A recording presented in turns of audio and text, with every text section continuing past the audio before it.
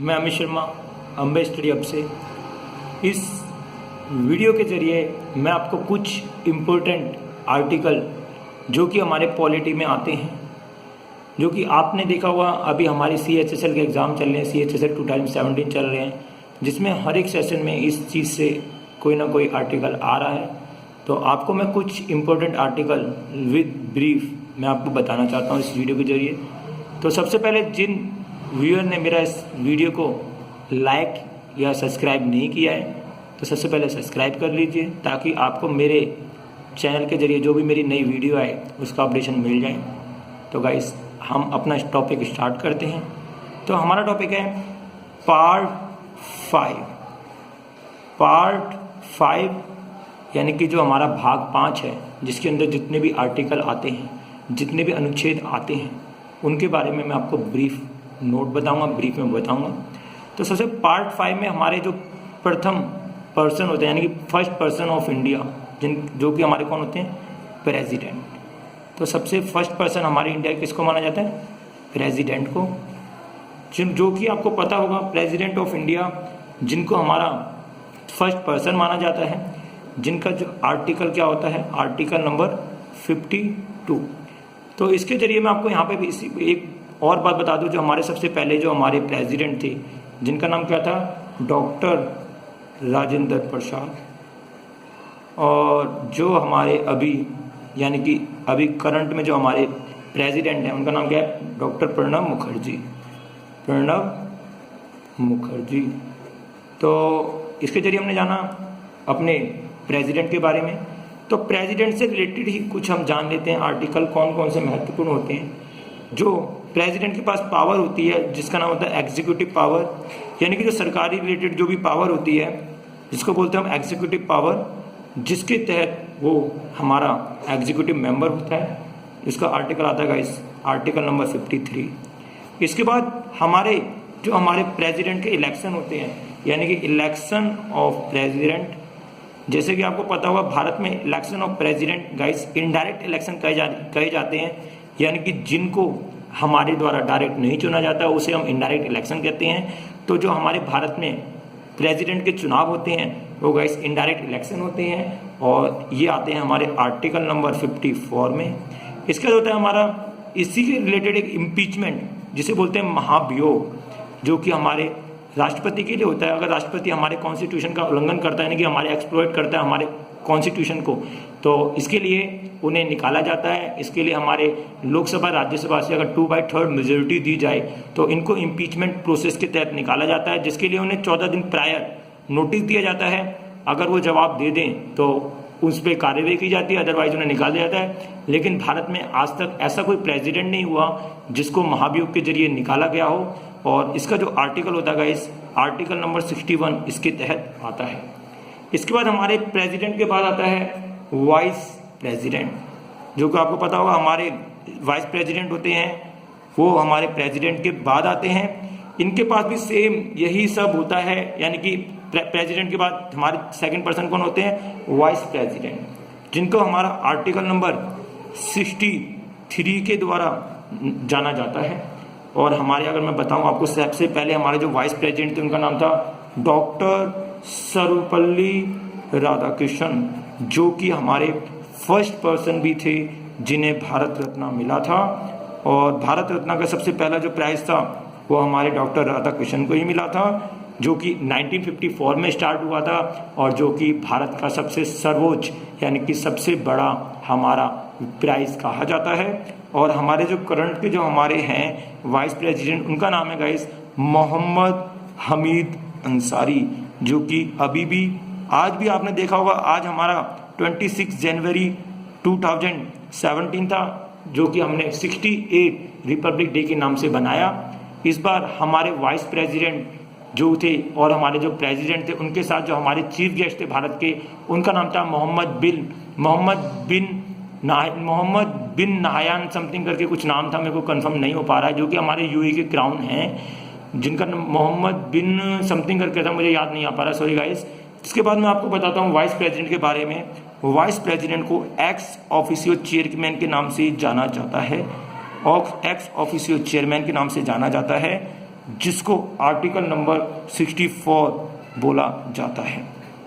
इसके बाद article number 64 से जो हमारे राष्ट्रपति वाइस प्रेसिडेंट होते हैं वो हमारे राज्यसभा के एक्स ऑफिशियो चेयरमैन भी बोले जाते हैं, जिनका आर्टिकल नंबर 64 होता है। यानी कि जो हमारे हेड होते हैं राज्यसभा के वो कौन होते हैं, हमारे वाइस प्रेसिडेंट। तो इनके भी जो गाइस इलेक्शन होते हैं, यानी कि वाइस प्रेसिडेंट के जो इलेक्शन ऑफ वाइस प्रेसिडेंट हैं वो भी हमारे क्या होते हैं, इनडायरेक्ट इलेक्शन। यानी कि हमारे जो वाइस प्रेसिडेंट के इलेक्शन होते हैं वो इनडायरेक्ट होते हैं, जिनको हमारे द्वारा नहीं, जिनको हम जिताते हैं उनके द्वारा इनको जिताया जाता है, जिसको आर्टिकल नंबर 66 के नाम से जाना जाता है। इनके पास इसके बाद हमारा आता है भारत में अटॉर्नी जनरल। अटॉर्नी जनरल आपको जैसे पता होगा, अटॉर्नी जनरल गाइस हमारा सेंटर का यानी कि यूनियन गवर्नमेंट का सबसे बड़ा जुडिशरी बॉडी होती है, यानी कि जुडिशरी होता है, यानी कि हमारा सबसे बड़ा वकील सेंट्रल का किसे बोला जाता है, सेंट्रल का अटॉर्नी जनरल को। जो भी हमारी सेंट्रल को जुडिशरी से रिलेटेड कोई भी प्रॉब्लम या कोई भी सुविधा देनी होती है, कोई भी डिस्कशन होता है जुडिशरी से रिलेटेड, तो हमारी सरकार किससे डिसीजन लेती है, अटॉर्नी जनरल से, जो कि हमारे सेंट्रल गवर्नमेंट के लिए माना जाता है। इसके बाद इनका जो आर्टिकल होता है गाइस, इनका आर्टिकल नंबर होता है 76। इसके बाद जैसे आपको पता होगा, इसी के बाद आता है हमारा पार्लियामेंट। पार्लियामेंट जैसे कि आप सभी लोग जानते होंगे, पार्लियामेंट अपने आप में अकेली बॉडी नहीं है।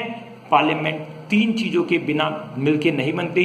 जैसे कि आपको पता होगा, हमारे देश में कोई भी नया स्टेट यानी कि राज्य कोई भी बाउंड्री में इंक्रीमेंट और डिक्रीमेंट होता है वो पार्लियामेंट के जरिए होता है। तो आपको पार्लियामेंट का आर्टिकल पता होगा, पार्लियामेंट का आर्टिकल होता है 79। पार्लियामेंट गाइस अकेला नहीं होता, पार्लियामेंट 3 चीजों से मिलकर बनता है, जिसका नाम होता है तुम्हारा president, then Lok Sabha, then Rajya Sabha. यानी कि पहले सबसे पहले जो हमारा बिल होता है पास वो होता है लोकसभा से, देन राज्यसभा से, और फाइनल मंजूरी किसकी दी जाती है, हमारे प्रेसिडेंट के साइन की। यानी कि दोनों के दोनों ये जितने भी हमारे दोनों के दोनों कोर्ट होते हैं, दोनों के दोनों हाउस होते हैं, इन दोनों से 2/3 मेजोरिटी के साथ कोई बिल पास होकर हमारा कहाँ पहुंचता है, हमारे प्रेसिडेंट के पास। प्रेसिडेंट उस पर फाइनल मोहर लगाते हैं, जब जाके कोई हमारा बिल पास हो पाता है। तो हमारा जो प्रेसिडेंट, मैंने आपको बताया प्रेसिडेंट हमारे आते हैं आर्टिकल नंबर 52 के अंदर, और हमारा राज्यसभा आता है आर्टिकल नंबर 80 के अंदर, और हमारा जो लोकसभा आता है इस लोकसभा आता है हमारा आर्टिकल नंबर 81 के अंदर, आर्टिकल नंबर 81 के अंदर। और यानी कि इसके बाद जो हमारा इंपॉर्टेंट आर्टिकल रहता है वो लोकसभा और राज्यसभा से रहता है, जिसको जरिए हमारा दोनों के दोनों हाउस का टाइम यानी कि समय निर्धारित किया जाता है। यानी कि ये हमारे जो सदन है कितने दिन तक चलेंगे। यानी कि जैसे आपको पता होगा, हमारे सदन साल में 3 सदन होते हैं, जिनका तीनों का अलग अलग टाइम होता है। कोई हमारा 18 दिन का होता है, कोई 20 दिन का होता है। तो आर्टिकल नंबर 83 के तहत हमारा ये टाइम फाइनल होता है कि हमारा कितना टाइम चलना चाहिए किस वाले हाउस को। इसके बाद हमारा आर्टिकल नंबर 93, जिसके जरिए आपको पता होगा जो स्पीकर और डेप्यूटी स्पीकर का हमारे लिए जाते हैं, यानी कि स्पीकर एंड डेप्यूटी स्पीकर किसके अंदर आते हैं, आर्टिकल नंबर 93 के अंदर। और जैसे आपको पता होगा, जब हमारी कोई सरकार नहीं होती तो उस टाइम हमारा कौन होता है, डेप्यूटी स्पीकर, और डेप्यूटी स्पीकर ही स्पीकर को शपथ दिलाता है। और हमारा लोकसभा का सबसे मुखिया यानी कि सबसे बड़ा हेड कौन माना जाता है, स्पीकर। और स्पीकर हमारे अभी तक भारत में 2 ही महिला स्पीकर बनी है, जो कि करंट में हमारी जो है करंट में यानी कि 2017 में हमारी जो स्पीकर है उनका नाम है सुमित्रा महाजन सेकंड हमारी स्पीकर है भारत की, यानी कि वुमेन स्पीकर। इससे पहले जो फर्स्ट फीमेल स्पीकर थी लोकसभा की, उनका नाम था Meera Kumar. First female speaker थी हमारी मीरा कुमार। ये क्वेश्चन काफी बार आ चुका मीरा कुमार वाला कि हमारी फर्स्ट स्पीकर वुमेन स्पीकर कौन थी, तो जिनका नाम था गाइस आपको पता होगा मीरा कुमार। इसके बाद हमारे को जैसे पता होगा, स्पीकर के पास एक महत्वपूर्ण शक्ति होती है जिसका नाम जानते हैं मनी बिल, जो कि हमारे आर्टिकल नंबर 110 में आता है। मनी बिल हमारा एकमात्र ऐसा बिल होता है जिसको खाली एक ही हाउस से पास करवाना पड़ता है, यानी कि मनी बिल को दोनों हाउस से पास करवाने की जरूरत नहीं पड़ती, यानी कि मनी बिल को हमारे को कहां से, लोकसभा से पास हो जाए तो ये फाइनल हमारा पास माना जाता है। जिसके हेड कौन होता है, हमारे स्पीकर, यानी कि हमारे जो स्पीकर होते हैं लोकसभा के, उसको इसका मुखिया माना जाता है। और अगर गाइस आपको एक और इंपॉर्टेंट इसका क्वेश्चन बता दूं, अगर कभी भी ज्वाइंट मीटिंग होती है, यानी कि ज्वाइंट हमारे राज्यसभा और लोकसभा को ज्वाइन करा जाता है, तो उसका अध्यक्ष भी हमारे स्पीकर को बनाया जाता है। और वो कब बनाना पड़ता है, जब कब मान लो कोई भी बिल फंस जाता है, तो उस समय क्या होता है, दोनों के दोनों सदनों को एक सदन कर दिया जाता है और उसका मुखिया किसको बनाया जाता है, हमारे स्पीकर को, जिसकी शक्ति किसकी शक्ति, हमारे प्रेसिडेंट साहब के पास। इसका मतलब हमारा आर्टिकल नंबर 112, आर्टिकल नंबर 112 जिसको आप जानते हैं बजट के नाम से। बट गाइस हमारे देश में बजट नाम की कोई प्रावधान नहीं है। हमारे देश में बजट को AFS के नाम से जाना जाता है, यानी कि एनुअल फाइनेंशियल स्लिप, यानी कि हमारे देश में जो बजट है उसको किस नाम से जाना जाता है, हमारे देश में बजट को जाना जाता है AFS के नाम से, जो कि सबसे पहले इसको लेदर बैग के नाम से जाना जाता है। और ये अवधारणा सबसे पहले कहां पे आई थी, फ्रांस में। आपने देखा होगा जब भी हमारे फाइनेंस मिनिस्टर हमारा बजट पास करते थे, उनके हाथ में एक लेदर का बैग होता है, यानी कि इसको हम दूसरे किस नाम से जानते हैं, लेदर के बैग से। और सबसे ज्यादा हमारे बजट पास करने वाले हमारे कौन थे, मोरारजी देसाई जी। इन्होंने लगातार 10 बार बजट पास कर रखा है और ये पहले नॉन कांग्रेस फाइनेंस मिनिस्टर भी थे।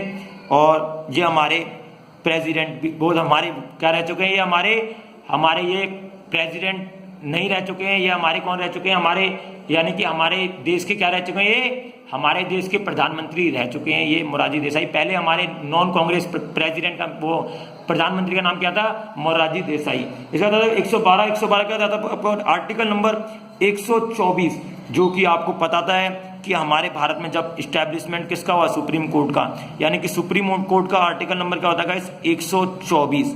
सुप्रीम कोर्ट का आर्टिकल नंबर था 124, जिसके अंदर आपको पता होगा इसको सबसे पहले फेडरल कोर्ट के नाम से जाना जाता था और अब इसका नाम बदल के सुप्रीम कोर्ट रख दिया गया था। और इसके अंदर जब फेडरल कोर्ट था, जब इसके अंदर टोटल 8 जजेस हुआ करते थे, एक CJI हुआ करता था और टोटल 7 CJI हुआ करते थे। लेकिन करंट में इनकी जो हमारी टोटल है CJI, हमारे भारत में कितने टोटल CJI, 31, जिसमें से एक होता है हमारा CJI और 30 होते हैं जजेस। और हमारे करंट में भी जो हमारे CJI भी नए बनाए गए हैं, जिनका नाम है JS खिक्कर, जगदीश सिंह खिक्कर। इसका मैं बताता हूं आपको आर्टिकल नंबर 125, आर्टिकल नंबर 125 जो भी हमारे जजेस होते हैं, जजेस की सैलरी को बताता है हमारा आर्टिकल नंबर 125। इसके बाद आपको पता होगा आर्टिकल नंबर 125 के बाद, आर्टिकल नंबर 125 के बाद हमारा आता है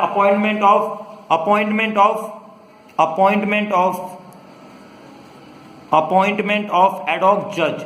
एडॉक जज आप जैसे कि जानते होंगे, एडॉक जज हम उन जज को बोलते हैं जब हमारे हाई कोर्ट में जज कम हो जाते हैं और हम एडॉक जज के नाम से उन्हें नियुक्त करते हैं, जिसकी अथॉरिटी हमारे CJI के पास होती है। और ये सिर्फ केवल हमारे यानी कि SC यानी कि हाई कोर्ट में ही किया जाता है। और जिसको किस आर्टिकल के थ्रू किया जाता है गाइस, इसको किस आर्टिकल के थ्रू किया जाता है, इसको आर्टिकल नंबर 127 के तहत इसको नियुक्त किया जाता है हमारे CJI के तहत। और ये सिर्फ किस में होता है, हमारे हाई कोर्ट में। इसका होता है हमारा आर्टिकल नंबर 130, जिसमें क्या होता है हमारे सुप्रीम कोर्ट में कितनी सीटें होनी चाहिए, इसको डिक्लेरेशन करता है हमारा सुप्रीम कोर्ट में सीट जितनी होनी चाहिए उसको डिक्लेयर करता है आर्टिकल नंबर 130।